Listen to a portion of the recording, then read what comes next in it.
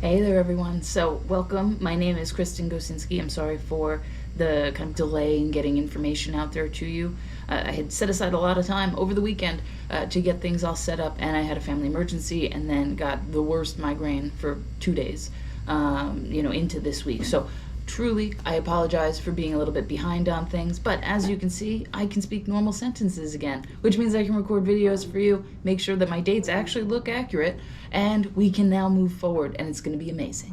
All right, so we've got a lot going on in our class, right? This is literature and composition, so welcome. I am very excited to be working with you. It's one of my favorite classes, mainly because I love literature and I love hearing your ideas about literature.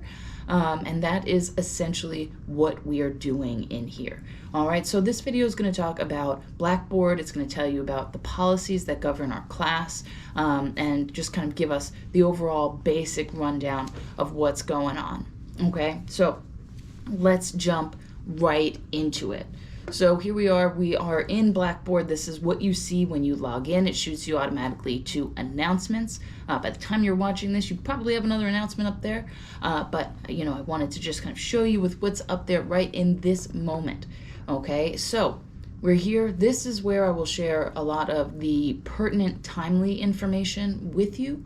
When I say that, I mean like things that we need to address in the moment. I don't use announcements too often because everyone's own situation is so specific. What they're writing about is so specific.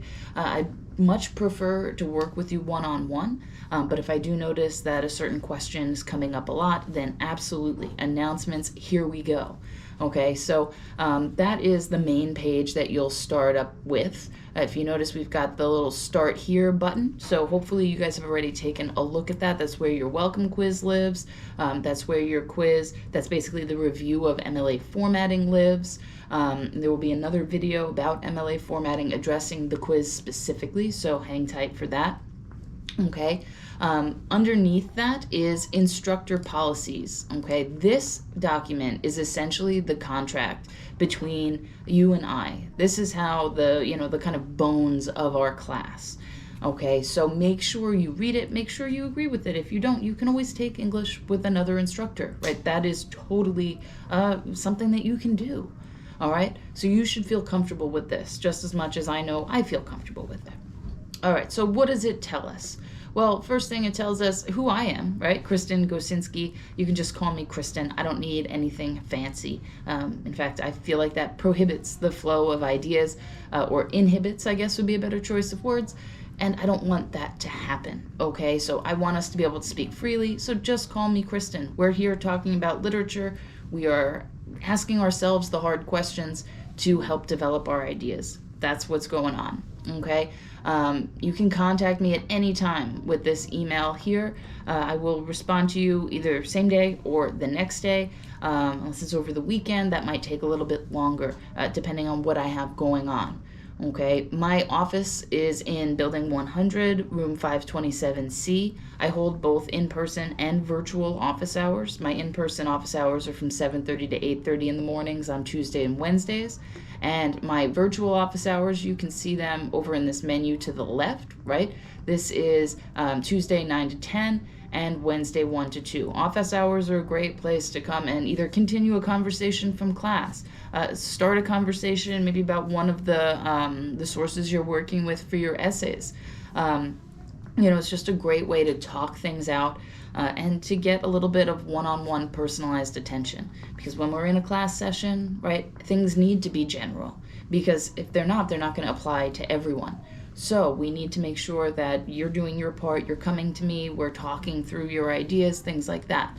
That is expected, okay? So make sure you use office hours. It is the best way to go. You don't have to be here every office hours, but just pop in every once in a while when you have a question, want to talk something through. All right, and that's either in person or virtually, up to you. All right, so you can see that we have no textbook for the class, which is amazing. Less money out of your pocket. I'll provide you with all the materials that you need, okay? Our grade weights, this is what everyone wants to see. So if you notice, we have 3 literary analysis essays. Okay, these are the final drafts that's worth 15, 20, and 35% of your course grade, right? So we have smaller assignments that build up to those final drafts, but it's that final product that's worth, I'm going to show you how bad I am at math right now. It's at 70% of our overall course grade. Okay, so keep in mind these large assignments are super important. They are vital to your success in the class, but the smaller assignments help you get there. That's another way that I can provide you with personalized one-on-one attention through comments. All right, make sure you're reading your comments, make sure you are putting them into effect for the next assignment. That's the best way we can grow, especially in an online class, especially in a short term. Okay, super important. We have assignments, which are those smaller ones that help build to the literary analysis essay final drafts. Those are worth 20%, and then participation. Okay, if you attend our live class sessions, amazing. I want to hear from you. Okay, I need to hear your ideas at least once in each class session for you to get a full 100% on participation for that week. Now, if you're not able to attend, that's okay. Okay, we have an ability to get class participation points from watching the recordings and writing a short response. Okay, basically just taking something that someone said in a class session and developing it using evidence from the readings that we're working with. Okay, so make sure that you do well with this participation section because it's the difference between an A and a B. It's the difference between a B and a C. Okay, so make sure you are utilizing the opportunities either live or watching the recording and writing your response. Okay, I am only going to go through this list of non-negotiables here. I thought that was probably the easiest way. I started doing this at the beginning of this term to see if that makes people remember them a little bit better. But all of these policies are drawn out in later paragraphs. They're numbered exactly the same way, so it should be nice and easy for you to just kind of pop down and get the expanded understanding. So all assignments except in-class assignments, if we have them, will be submitted on Blackboard. Okay, I need to see them in Blackboard, and that's just for certain record-keeping purposes, all right, for the college. All right, no late work will be accepted without a verified extension before the deadline. Now, of course, some emergency situations require your full attention in that moment. If that happens, absolutely email me as soon as you can. But for the most part, we have emergency situations that you still have the time to send a quick email on your phone. All right, so make sure you let me know when something's up rather than that something was up 3 weeks ago, right? I need to know kind of in a timely way, okay?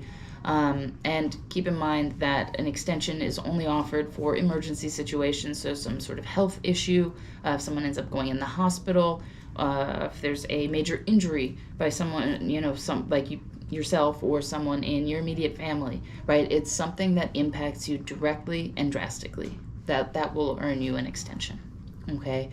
But you need to tell me about it as soon as possible.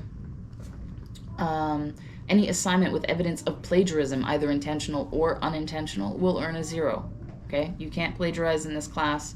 And get away with it. I pay for my own plagiarism detection software. I use my own brain, and I also use the school's. So that is not like a challenge that I'm posing to you. Don't plagiarize. It's just not a good thing to do. It's theft of intellectual property. It's sad times. Don't do that. Use your brain, use your thoughts, and develop from there. Okay? Submitted assignments must meet major assignment requirements to earn a passing grade. If I ask you to write a 3-page essay and you turn in 2.5 pages, you didn't meet assignment requirements and you're not going to pass that assignment, okay? You can't get higher than a 59% if you don't meet all major requirements, and that's things like length, evidence count, right? If you need a certain number of sources and you do not have them, that's going to hit you there. So you really want to make sure that you are doing your assignments as they are instructed. All assignments must be submitted in docx format on Blackboard. I don't want to see Google Docs. I don't want to see PDFs, okay? It messes with your formatting when you use things like that and then convert them into doc. So make sure you're using Microsoft Word, make sure it's either online, right? You've got Word online in your dashboard, or you have Word, the standalone application that you can download and sign in with your GTC student account. Okay, that will give you access for free. So make sure you use Word either online or in the application, because Google Docs and things they're great on the fly, but it doesn't work for legitimate class work. You don't have the kind of control that you need. Okay, all assignment submissions must follow MLA formatting requirements. This is an English class, so MLA is our BFF. Make sure that you are following them. Okay, final draft assignments, right? Those big essays that are worth 70% must show significant revision from draft assignments. Drafts are part of the earlier process when you're submitting, so you have to show me that you've been working to develop your ideas, because revision and editing, all of those things are major components to enhancing your communication, right? We all start with something, and then it gets better the more we refine it. So make sure that you are doing that. And emails received before 5 p.m. on weekdays will receive a same-day response. Sometimes I'm up a little bit later than 5. Usually I go to bed 7. So that's kind of why I give myself 2 hours to digest after dinner without having to answer emails. But if I'm up, I usually do take a look. But just know, if you email me after 5 and you don't get a response, you'll get one the next day. On the weekends, if you don't get a response, you'll get one on Monday. Okay, I try my best to keep to this, but I know that sometimes we need help in the moment. Okay. So that is essentially our instructor policies, our syllabus, however you want to call it. If you have questions about it, please don't hesitate to ask. All right. Let's take a peek here at my grades. Now, the assignments that are on here, they'll be kind of adjusted, right? You don't have access to them yet. They'll make more sense. But essentially what it'll be is when you submit an assignment, you have you'll have a little yellow exclamation point thing over here that says it hasn't been graded yet. Once it has, you'll actually see your grade, and then you can click on the title of the assignment and it'll go to your feedback. Okay, I tend to do a lot of attachments as assignment feedback because we get more control in Word than Blackboard. And Blackboard's just as quirky for me as it is for you. So I'll often attach a Word document and then leave you instructions in that feedback box to tell you how to go about opening it and being able to see it. Okay, so I just wanted to kind of point that out quickly. So that's it for the course information section. In terms of instructional materials, the assignment calendar is going to be your best friend. It tells you when all the information is due. It'll tell you what readings we're doing. Once we hit week 5, we're on TBA. I'm trying to find some really awesome new readings for you guys. I really don't feel like talking about old white dudes again. So I'm trying to find some more diverse, more dynamic types of readings to get us really engaged and thinking about concepts from different perspectives. All right.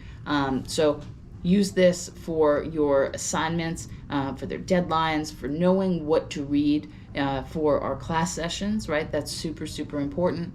The way that our in-class sessions will work, right? We'll log in. We will kind of talk about each of these things. We'll talk about our assigned reading. So for week 2, we're going to be talking about Hansel and Gretel. You've already gotten access to that, but that information will also be available in the lessons folder for you if you need a recap or to be able to access it in one spot. Okay. Now let's shoot over to that lessons folder.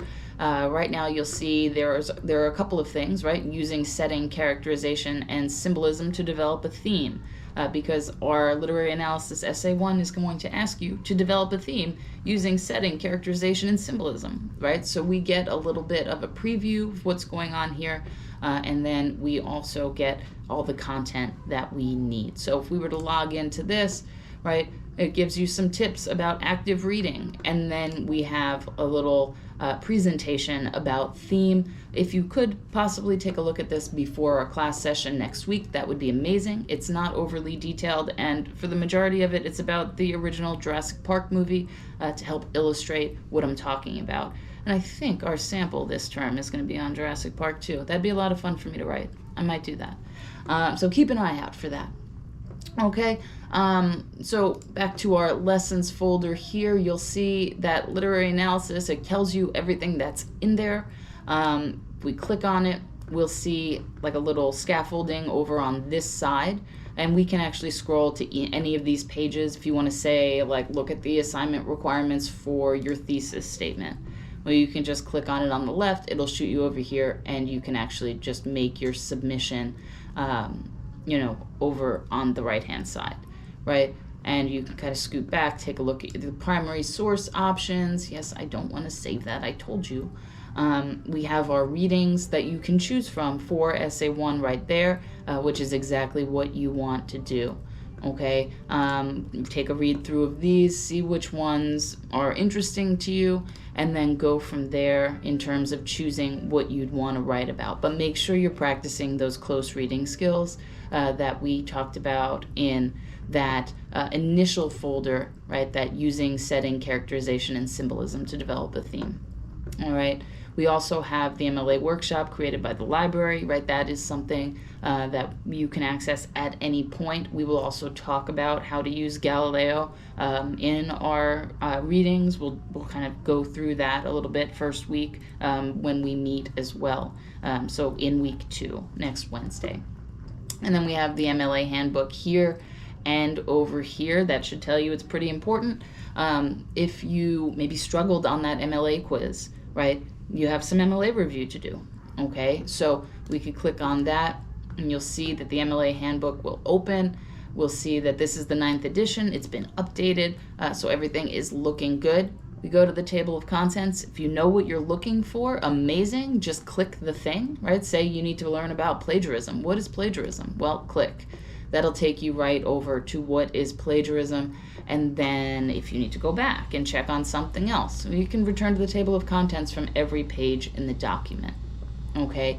But it goes through things like just general MLA stuff, quotations, paraphrases, citing information, formatting your document, creating a works cited page, using Galileo, right?